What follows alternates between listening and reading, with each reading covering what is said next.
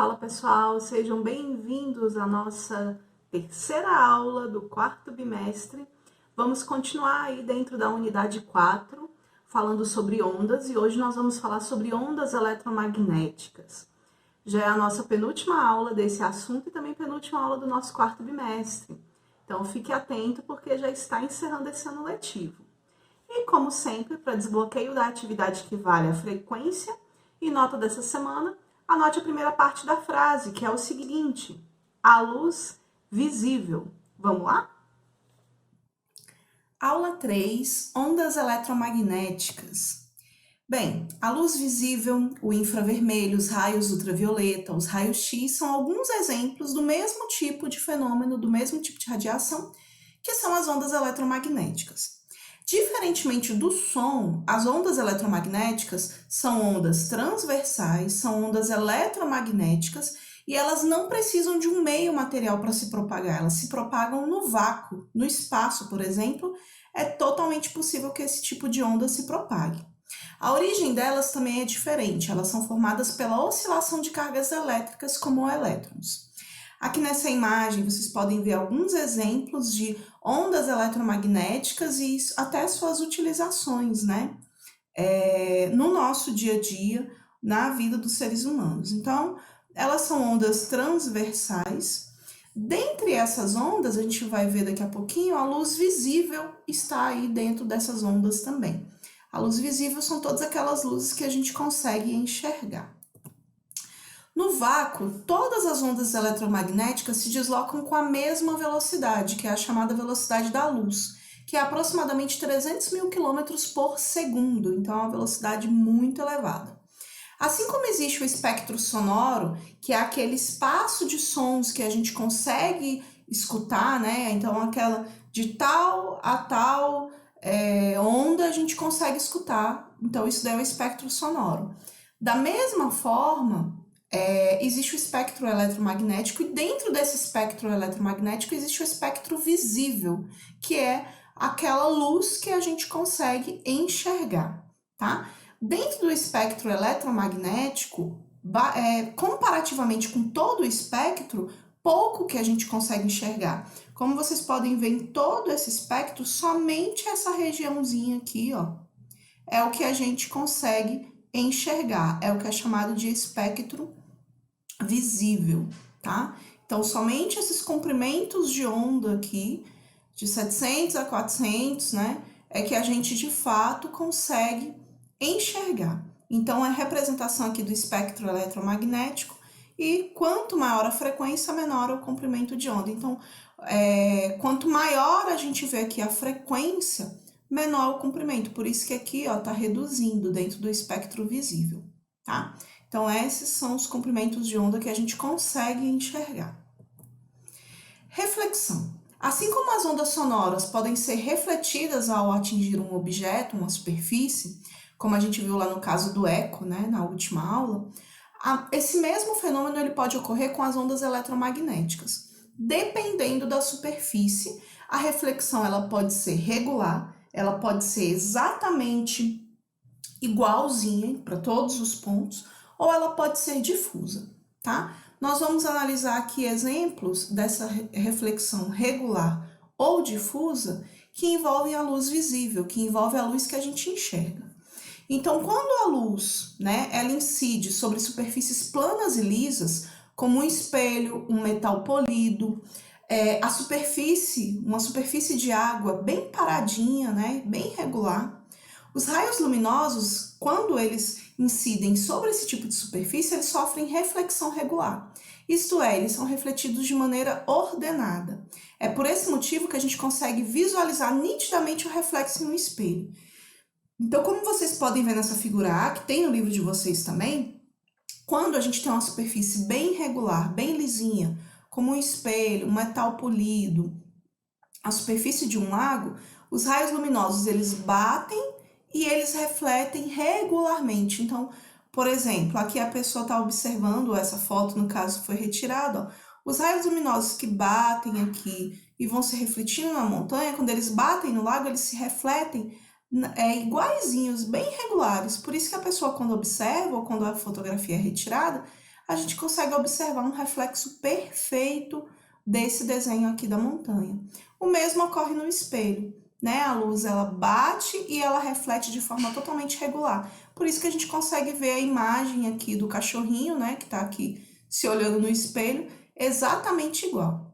Já na reflexão difusa, que é esse exemplo B aqui, ocorre quando os raios luminosos ele incide sobre superfícies irregulares, mesmo que essa irregularidade seja muito pequena, que a gente não consegue observar, né?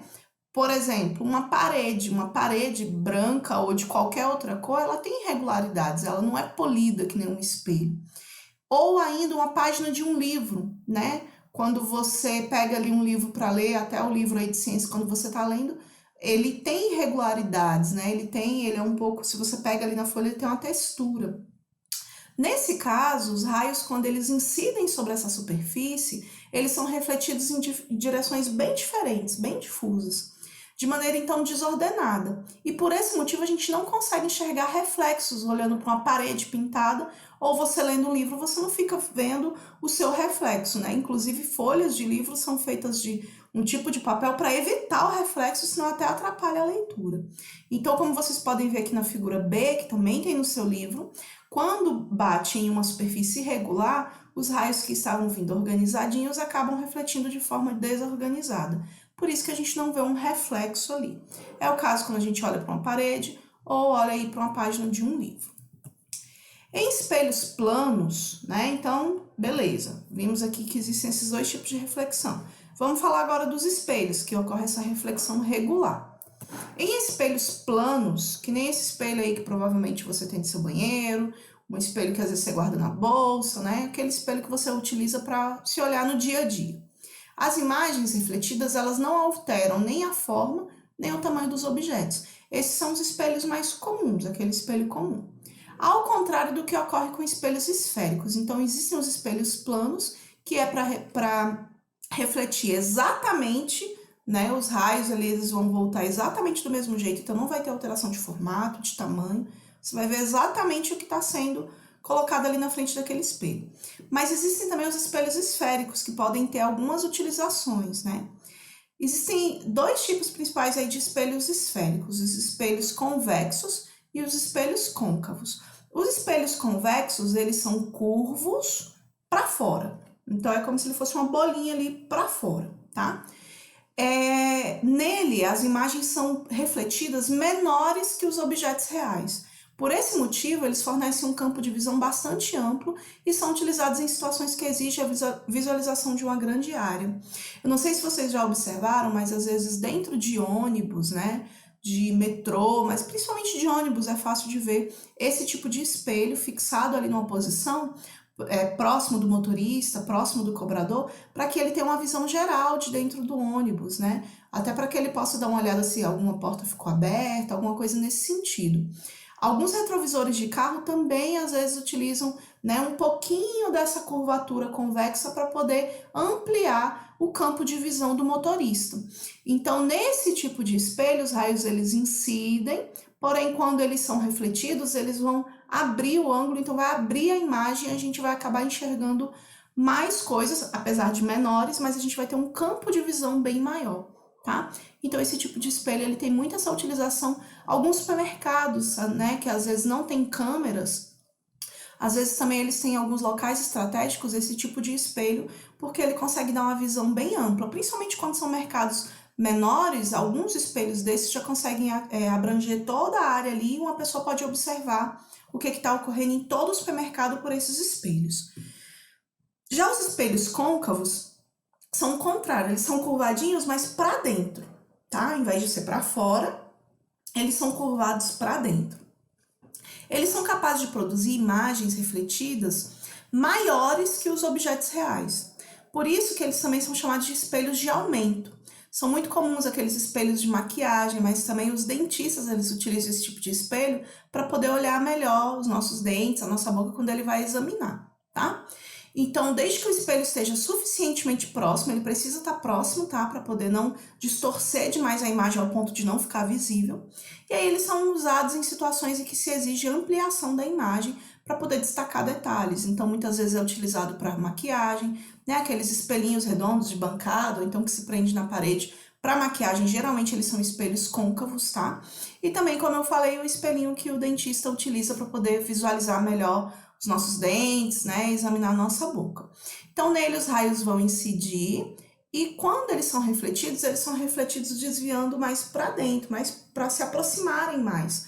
Com isso, a gente acaba tendo uma imagem ampliada. Segunda parte da nossa frase para desbloqueio da atividade dessa semana é um exemplo. Anota aí. Percepção das cores. Ao longo do espectro visível, lembrando que o espectro visível é aquela faixa de ondas que a gente consegue enxergar como luz visível. Então, ao longo do espectro visível, ondas com diferentes comprimentos são percebidas pelas pessoas com visão normal como cores diferentes. Lembrando que, assim, né, pessoas com visão normal vão ver cores diferentes e tem pessoas que às vezes têm algum tipo de alteração na visão e aí elas não conseguem distinguir as cores, como é o caso do daltonismo, por exemplo. Bem, as ondas luminosas de menor comprimento estão na faixa do violeta. Aquelas com maior comprimento correspondem aos tons de vermelho. A figura que vocês podem ver e que também tem no livro de vocês apresenta uma escala aproximada das cores e comprimentos de onda correspondente. Então, as ondas de menor comprimento são violeta e aí vai indo, né? Vai aumentando o comprimento e aí a gente passa pelo azul, ciano, verde, amarelo, laranja, até chegar no vermelho. Ondas que são menores ainda do que o da luz visível violeta são chamados de ultravioleta. E todas as ondas que têm um comprimento maior ainda do que o vermelho são chamados de infravermelho. Nem o ultravioleta, nem o infravermelho a gente enxerga porque não está mais dentro desse espectro visível, tá? Bem, a retina do nosso olho possui dois tipos principais de células que conseguem captar os estímulos luminosos e transmitir esses estímulos para o cérebro. E isso aí é que faz com que a gente enxergue. Quais são essas células, né?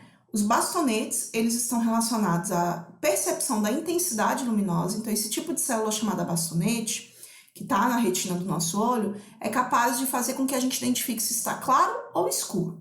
Já os cones, que também são presentes lá na nossa retina, estão relacionados à percepção de cores. Então, um tipo de célula vai perceber se está claro ou escuro e o outro vai perceber as cores. Existem 3 tipos de cones diferentes, ou seja, 3 tipos de células diferentes para poder perceber as cores. Cada uma dessas células, cada um desse tipo de cone, é mais sensível a um comprimento de onda. Tem um tipo de cone que é mais sensível a ondas de 700 nanômetros, tem outros que é mais para as cores vermelhas, tem outro que é mais para as ondas de 550 nanômetros, que são cores mais ali próximos do verde, e outros por 450 nanômetros, que é mais próximo ali ao azul. Esses comprimentos de onda, eles vão corresponder às 3 cores primárias, vermelho, verde e azul. Então, esses cones, eles são mais sensíveis a essas cores. Ah, mas eu não enxergo só vermelho, verde e azul. Na realidade, todas as outras cores que a gente enxerga, todas as outras nuances de cores, são combinações dessas cores primárias. Então, às vezes, um determinado comprimento de onda estimula um pouco o cone que enxerga vermelho e o que enxerga verde. E aí essa combinação vai dar um amarelo, dependendo da proporção de que cada cone foi estimulado, tá? Então, conforme vai tendo essa graduação aí de estímulo, a gente vai vendo as demais cores. E o branco? O branco ele é percebido quando os 3 cones são estimulados ao mesmo tempo. Então, quando os 3 cones são estimulados ao mesmo tempo, a gente enxerga o branco. O preto já é o contrário, é quando nenhum cone é estimulado, tá? Muito parecido com isso são as telas de TV, né? Elas são formadas, a resolução dos aparelhos de TV é medida em pixel. E o pixel, como vocês podem ver nessa imagem que tem no livro de vocês, eu sempre reforço, gente, porque o livro de vocês está disponível na sala de aula. Muitos alunos também receberam esse livro, né, físico, né, estão com ele em casa aí. E é interessante vocês utilizarem, tá? Bem, um pixel, como vocês podem ver aqui, ó, foi ampliado aqui de uma tela de TV e a gente pode observar que um pixel é formado de 3 pontos luminosos correspondentes às cores primárias, vermelho, verde e azul.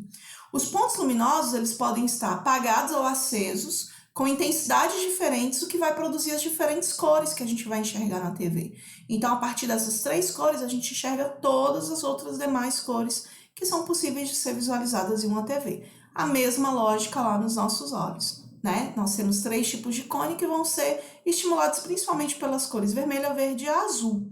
A partir do momento que isso é estimulado de formas diferentes, essas combinações vão dando as diferentes cores. Os materiais, eles vão interagir com a luz de maneira diferente. Certos materiais absorvem mais alguns comprimentos de onda, enquanto refletem outros comprimentos de onda. A cor de um objeto, portanto, é determinado pelo comprimento de onda que ele é capaz de refletir. Vamos supor uma maçã que está sendo iluminada pela luz branca, pela luz do sol ou pela luz de uma lâmpada, por exemplo. Essa luz branca, ela é composta de todas as ondas do espectro visível. Porém, a superfície dessa maçã absorve ondas de diversos comprimentos, mas reflete a maioria das ondas da faixa do vermelho. Então, quando você enxerga uma maçã vermelha, quando você está numa luz branca e você enxerga uma maçã vermelha, quer dizer que aquela maçã ela está absorvendo vários comprimentos de onda, do azul, do amarelo, do verde, de tudo isso, do violeta, e ela está refletindo os comprimentos de onda vermelho. Por isso que a gente enxerga o vermelho, porque é o que está sendo refletido e é o que está chegando aos nossos olhos. Como resultado, nosso cérebro então interpreta que a maçã é vermelha. Objetos brancos refletem as 3 cores primárias, ou seja, reflete todos os comprimentos de onda. Já os objetos pretos, eles não refletem nenhum comprimento de onda, por isso que eles acabam não refletindo nenhum comprimento e ficam com a cor preta, né? Então aqui tem um exemplo também lá no livro de vocês, da maçã vermelha, que recebe a luz, que tem todos os comprimentos de onda, mas reflete os comprimentos de onda vermelha. Um arroz branco, que vai receber todos e vai refletir todos, por isso que a pessoa vai enxergar branco. E um sapato preto, que vai receber todos e vai absorver todos praticamente, e aí não vai refletir nada e a gente vai enxergar ele como preto. Quando a onda eletromagnética ela passa de um meio de propagação para outro, a velocidade dela é alterada e esse fenômeno então é denominado refração. Então até agora a gente estava falando muito de reflexão, né? Falamos da reflexão em si, dos espelhos e como a gente acaba percebendo as cores. Agora nós vamos falar sobre a refração, que é justamente quando a onda eletromagnética passa de um meio para o outro. Então, estava no ar, passou pela água, estava no ar, passou por um acrílico, por um vidro, tá? O que acontece é que a velocidade dessa onda eletromagnética se altera quando ela está nesse ambiente diferente, quando ela entra nesse meio de propagação diferente. Se um raio luminoso que atravessa o ar incide a superfície de um bloco de acrílico, sua velocidade é reduzida e a luz pode ter a trajetória alterada se o feixe de luz incide de maneira inclinada. Então, ó, por exemplo, a gente pega aqui um laserzinho, né, que é uma luz mais direcionada, que a gente consegue enxergar o que está acontecendo ali com a direção dela, e ela está aqui passando pelo ar, está saindo lá de uma fonte, de repente um daqueles, né, canhõezinhos de laser, e aí então, canetinha, né, que tem, e aí então saiu do ar, passou pelo acrílico, a velocidade já é alterada. Se esse feixe, né, de luz, ele incide de forma um pouco inclinada no acrílico, além da velocidade ser alterada, a trajetória também é alterada, ó, parece que fez uma curva, não está mais indo em linha reta, né? Ele fez uma curva ao passar aqui pelo acrílico. Esse fenômeno também ocorre quando a luz passa do ar para o vidro ou para a água. É por isso que se você coloca um lápis, uma caneta, um canudo dentro de um copo, né, mergulhado em um copo d'água, parece que ele quebrou. Mas na realidade é porque a luz está incidindo de uma forma aqui nesse meio, onde está passando pelo ar e pelo vidro, e está incidindo de uma forma diferenciada quando passa pela água. Então, acaba que os raios, eles sofrem essa alteração na trajetória e a gente enxerga, né, de uma forma que parece que está quebrado. Na realidade, como para a gente enxergar, a gente tem que ver aqui os raios luminosos que estão passando aqui. Como esses raios foram, a trajetória dele foi alterada, a gente acaba vendo dessa maneira alterada também. Ondas com comprimentos diferentes sofrem refração em ângulos distintos. Então, aqui a gente viu a luz de uma forma geral, né? Ali um laser e ali a luz branca, ali a luz que está ambiente. Porém, a luz ambiente, por exemplo, a luz do Sol, ela é formada por todos os diferentes comprimentos de onda. Cada comprimento desse de onda sofre refração em ângulos diferentes. Quando um feixe de luz branca passa do ar para a água, por exemplo, as ondas com comprimentos diferentes são refratadas em ângulos diferentes. Esse fenômeno pode ser demonstrado com um prisma de vidro. E esse fenômeno é responsável pela formação do arco-íris. Como vocês podem ver nessa imagem, eu vou até dar uma ampliadinha. Essa imagem está no livro de vocês, ó. A luz do Sol, quando ela incide em gotículas de água, por exemplo, quando essas gotículas estão suspensas no ar, formando nuvens, a luz ela entra por dentro dessa gotícula de água e por passar do meio gasoso do ar para a água, as ondas que formam essa luz branca acabam refratindo de uma forma diferente. E aí, com isso, a gente tem a separação dos diferentes comprimentos de onda que formam a luz branca, né, a luz solar. E com isso, então, a gente tem a separação desses comprimentos, formando, então, o que a gente chama de arco-íris, tá? Então, o arco-íris nada mais é do que esse fenômeno de refração ocorrendo nas gotículas de água que estão suspensas no ar. Geralmente, a gente vê o arco-íris, esse fenômeno, no período chuvoso, né? Quando tem muitas gotículas de água ali formando nuvens, né? E aí, ou às vezes iniciou uma chuva bem fininha e a gente vê esse fenômeno acontecendo. Esse fenômeno também é possível de se ver, por exemplo, próximo de cachoeiras, de quedas d'água, onde tem muitas gotículas de água ali dispersas pelo ar, e aí elas acabam fazendo com que esse fenômeno ocorra e que se forme o arco-íris. Esse fenômeno também, ele pode ser feito, né, através de um prisma de vidro ou de acrílico. Geralmente o vidro vai ser um pouco mais eficiente, onde você lança nele um feixe de luz branca e quando ele passa ali por aquele prisma, acaba que a luz, ao passar do ar para esse vidro, sofre, né, a luz branca sofre essa refração de forma diferenciada para cada comprimento de onda, e aí a gente tem a formação também de um arco-íris ali bem visível, tá? Então a luz branca, ela sofre essa refração, passando, por exemplo, do ar para o vidro ou do ar para a água, formando esse fenômeno. Joinha? E fechamos por hoje. Última parte da nossa frase é o seguinte: de onda eletromagnética. Vai lá, desbloqueia a sua atividade, realiza a atividade dessa semana, já estamos na reta final. Se tem alguma coisa em atraso, aproveite e realize para não deixar nada em atraso, tá joia? Espero na próxima aula. Tchau, tchau!